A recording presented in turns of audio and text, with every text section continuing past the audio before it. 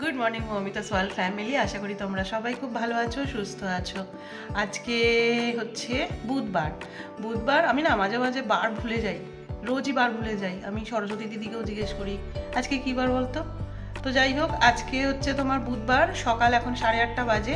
মুনিয়া অনেকক্ষণ ক্রিকেট গ্রাউন্ডে বেরিয়ে গেছে। ও আজকে স্কুলে যায়নি, ওর ক্রিকেট গ্রাউন্ড ওখানে আর কি একাডেমিতে আজকে ম্যাচ আছে, তো ওখানে গেছে। আর নিচে যখন গেলাম তখন এক মাসিমার কি আসেন, মাঝে মাঝেই আসেন, একটা খুব কি বলবো মূল্যবান জিনিস কিনেছি। তো আজকে সেটা রান্না করব, যেটা অনেকেই হয়তো জানবে, আবার অনেকেই জানবে না। যেহেতু আমি গ্রামে বেড়ে উঠেছি, বড় হয়েছি গ্রাম থেকে, তো এই সব জিনিসগুলোর সঙ্গে তো পরিচিতি থাকবেই। তো রান্না করব আজকে, সেটা তো দেখাবোই। তার আগে দেখিয়ে দিই কী মূল্যবান জিনিস। এই যে ঝিনুক আর গেঁড়ি। এই হচ্ছে তো চোখের জন্য মোক্ষম ওষুধ। আমাদের ওখানে একটা ঠাকুমাকে দেখতাম, চোখে ছানি পড়ে জল পড়তো, রেগুলার সকালবেলা একটা করে গেঁড়ি ভেঙে সেই জলটা চোখে দিত ডাইরেক্ট। কি হয়েছে, কুমিরের মতো শুয়ে আছিস? এসো এসো এসো, খাবে এসো, খাবে এসো, খাবে এসো, চলে এসো চলে এসো চলে এসো। এ না রয়্যাল ক্যানিন, কি খাবে?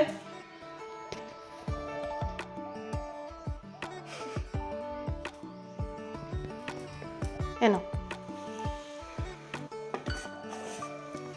খেয়ে নাও, খেয়ে নাও, খেয়ে নাও, খেয়ে নাও, এনো।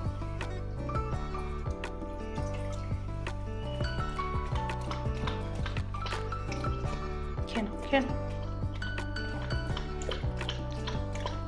মাছের দাদাও অনেক রকম মাছ এনেছে, দেখি কি মাছ নেওয়া যায়। মাছটাও শেষ হয়ে গেছে কালকে। ওই যে বেড়াল আসছে। এই সত্য আমার কাছে 2.5 কেজি পর্যন্ত 2 কেজি 4 পর্যন্ত হবে।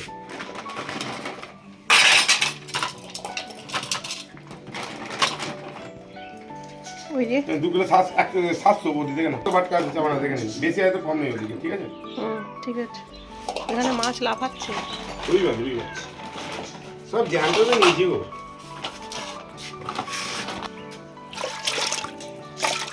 জানতো মাছ লাফাচ্ছে। কি করে বলো? ওই হাফ কাটো, অতটা মাছ নিয়ে কি করবো আমি।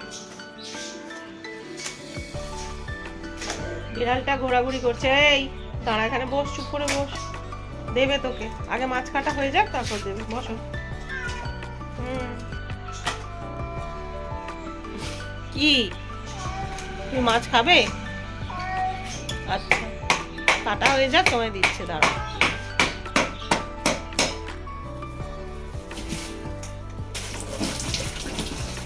দাদাকে ডাকো, বলো দাদা ছাদে যাবো, চলো।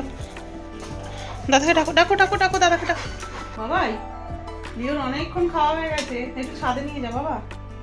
দাদাকে ডাকো, দাদাকে ডাকো। বাবাই উঠে পড়, বাবাই উঠে পড়, উঠে পড়। ওই দেখ তোকে ডাকছে, ছাদে যাবে বলে অনেকক্ষণ ওয়েট করছে বাবা। যা যাও, ওর পটি পেয়েছে মনে হয়, যাও যাও যাও, সকালবেলা কাজ করে এসো, ছাদে নিয়ে যা বাবা। যা, আমার কাজ আছে, তুই ছাদে নিয়ে যা, আমি এদিকের ঘরগুলো সব গুছিয়ে নি ততক্ষণে।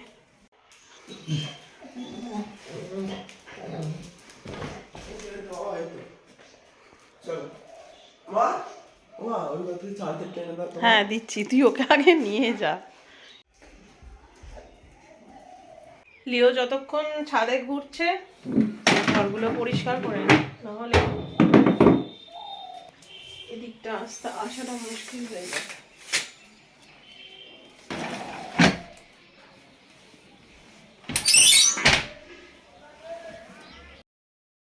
এই যে দুটো ঘর আমার একদম নিট অ্যান্ড ক্লিন হয়ে গেছে।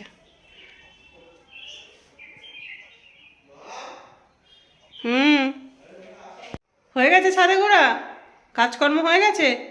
নেমে এসো এবার, আয় চলে। না, ওদিকে যাওয়া যাবে না, ওদিকে এখন পরিষ্কার হয়নি। আবার দেখেছো দেখেছো, একবার বাঁধা গরু ছাড়া পেলে হয়।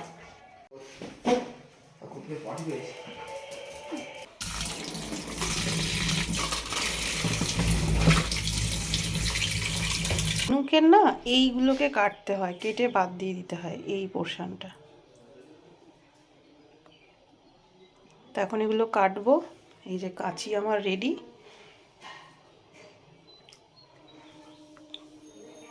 মাংসর থেকেও উপকারী।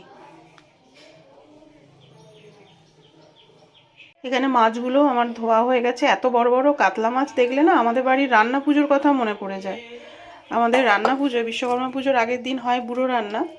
তো বাবা ঠিক এরকম বড় কাতলা মাছ নিয়ে আসে, মানে কাতলা মাছগুলো ঠিক এরকম বড় বড় সাইজের হয়, আর পিসগুলো ঠিক এরকম হয়। এরকম কাতলা মাছ দেখলেই ওই জন্য আমি থাকতে পারি না। তো আমাদের বাড়ির রান্না পুজোর কথা মনে পড়ে যায়। আর অনেকটা তেল আছে, একটু তেল চচ্চড়িও করব। তার আগে এই যে এটা আগে ছাড়িয়ে নিই।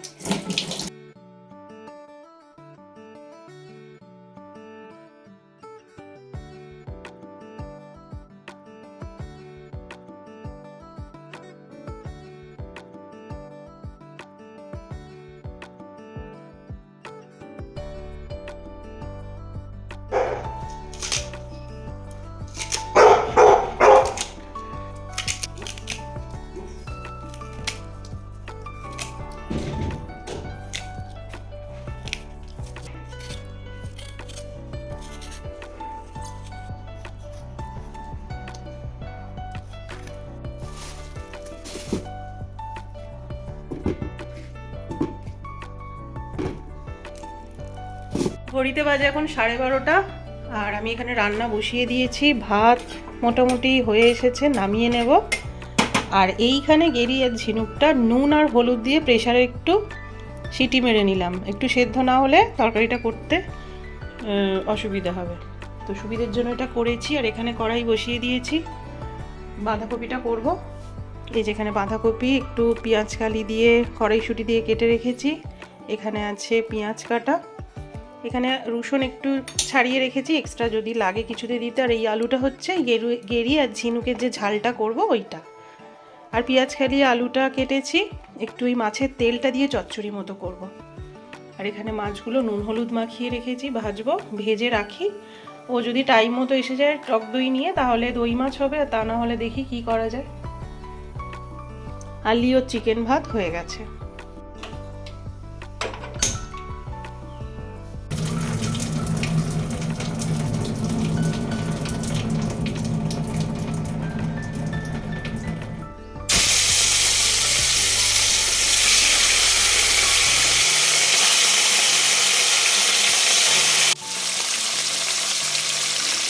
মাছটা এত ভালো, মানে ভাজার সময় এত সুন্দর গন্ধ আসছে। আর টাটকা পুকুরের জ্যান্ত মাছ তো তোমরা দেখলেই। তো এর আগেও মাছ কিনেছি, কাতলা মাছ কিনেছি, কিন্তু কীরকম একটা ওই তেলের যে মোটা তেলের যে গন্ধ ছাড়ে সেগুলো হয়, কিন্তু একদম টাটকা মাছ যে সেটা বোঝা যাচ্ছে। পাকা মাছ ভাজলেই বোঝা যায়, আর টাটকা মাছও সেই একই অবস্থা, দেখলেই বোঝা যায় যে সেটা টাটকা মাছ না বা পাকা মাছ। মুনিয়া সেই 8টার সময় ক্রিকেটে বেরিয়েছে, আর এখন বাজে 1টা, ওদের ম্যাচ শেষ হলো।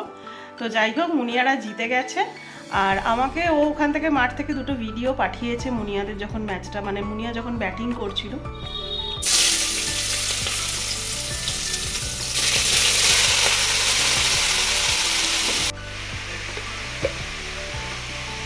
আদা রসুন আর টমেটো একদম পেস্ট করে নিয়েছি একসাথে।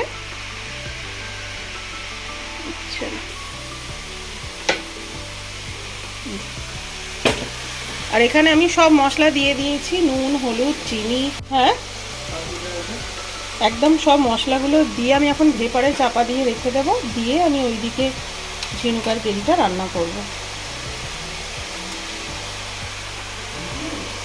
বাবাই লিওর খাবার হয়ে গেছে, কিন্তু তুই খাইয়ে দিস ওকে টাইম মতো। আর চানটাও করে নিবি সকাল সকাল, আর ঠান্ডা লাগাস না।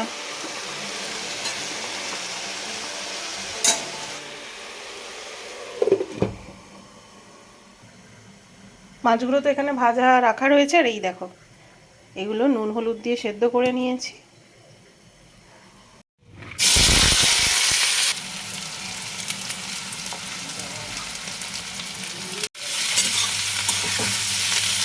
এটা না একটু ঝাল ঝাল হয়।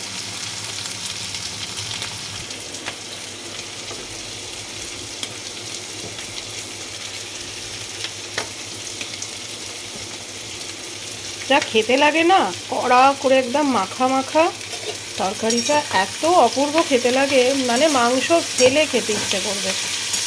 শুধু একটু ঘি আর গরম মশলা দিয়ে নামিয়ে নেব।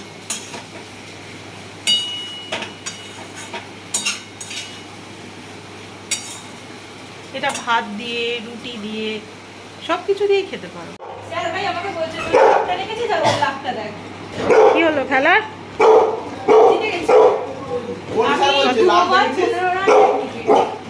দু ওভার কত রান হয়েছে? 15 রান দিয়েছে।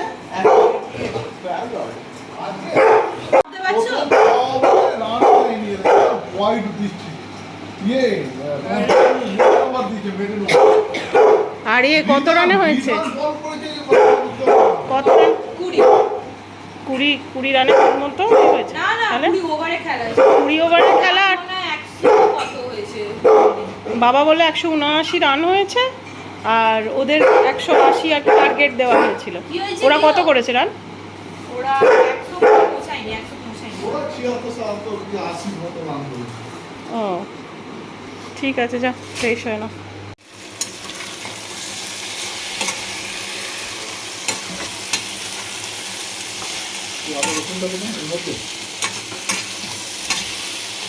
আমার তো মোটামুটি রান্না কমপ্লিট, আর এখন মাছগুলো ভেজে রেখে দিয়েছি, আর ও রান্না করছে এসে দই মাছ।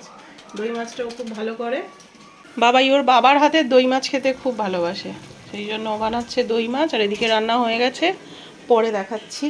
মুছে নাও, মুছে নাও, এই মুখটা মুছে নাও।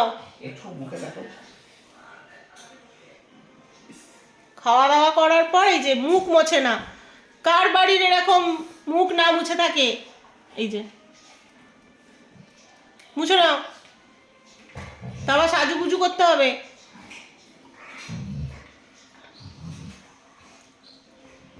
কোনো সময় গেঞ্জি পরা নয়, কিচ্ছু না।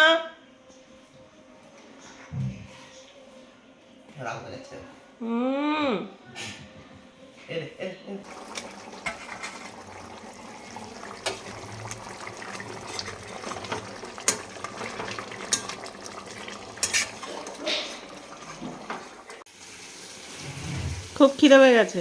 কি খেয়েছিলিস ওখানে?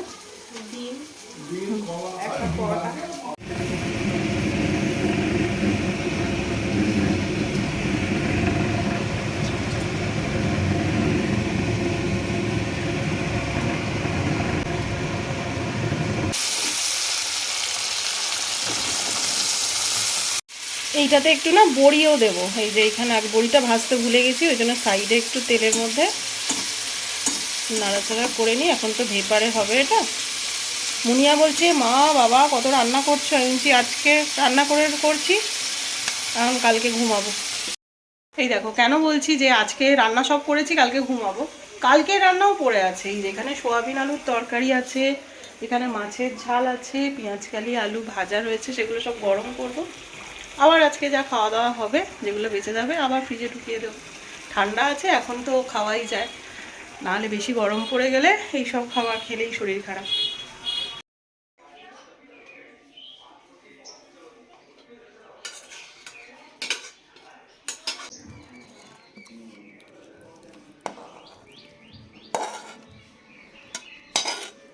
সবার খাওয়া হয়ে গেছে, আমি এইমাত্র স্নান টান করে পুজো করে খেতে বসেছি।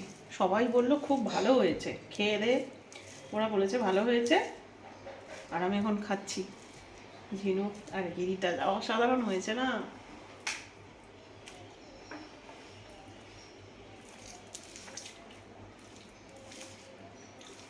আচ্ছা, তোমাদের তো শর্টসে দেখিয়েছি, শর্টসে আজকে কি কি রান্না করেছি সেগুলো একবার দেখে নিও।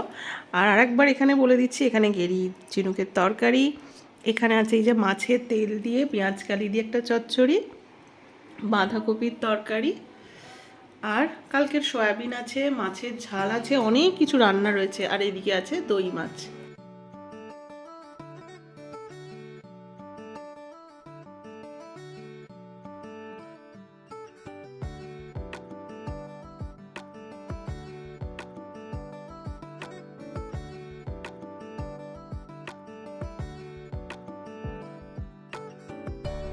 ওই দেখ, এবারেও বুঝতে পেরে গেছে।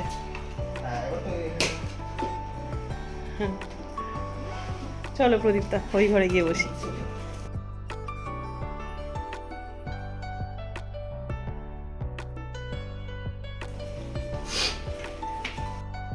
দুপুরে খাওয়া দাওয়া করে তো আর কোনো ব্লগ করা হয়নি।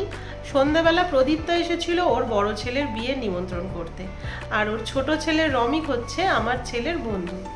তো নিমন্ত্রণ করলো, একটু গল্প টল্প হলো, কার্ডটা ভীষণ সুন্দর হয়েছে। কিন্তু মুনিয়ার তো 23 তারিখ থেকে পরীক্ষা চালু হয়ে যাচ্ছে। আমাকে তো অনেক করে যেতে বলেছে সবাইকে নিয়ে, 27 তারিখ যেহেতু ওদের বৌভাতের অনুষ্ঠানটা। আর মুনিয়ার পরীক্ষা কন্টিনিউ এবারে, মানে 27-28-এও পরীক্ষা রয়েছে। আর 28 তারিখে উদিতের মানে সাবজেক্টটা, মানে উদিতের কাছে পড়ে বাংলাটা, তো বাংলা আছে। উদিত যদি ঠিকঠাক মতো ওকে দেখে নিতে পারে তার আগে, তাহলে ও বিয়ে বাড়ি অবশ্যই যাচ্ছে। আর তা নাহলে দেখা যাক কি হয়। তো চলো আজকের ব্লগটা এখানেই শেষ করছি, অনেকটা বড় হয়ে গেছে। দেখা হচ্ছে নেক্সট আর একটা ব্লগের সঙ্গে। ততক্ষণের জন্য খুব ভালো থেকো, সুস্থ থেকো, আর সবাইকে ভালো রেখো। আমার চ্যানেলে যারা নতুন বন্ধু তারা প্লিজ চ্যানেলটাকে সাবস্ক্রাইব করে আমার পাশে থেকো, আর ভিডিওগুলো দেখে একটা লাইক কমেন্ট করো। তাহলে আজ আসি, দেখা হচ্ছে নেক্সট ব্লগে। খুব ভালো থেকো।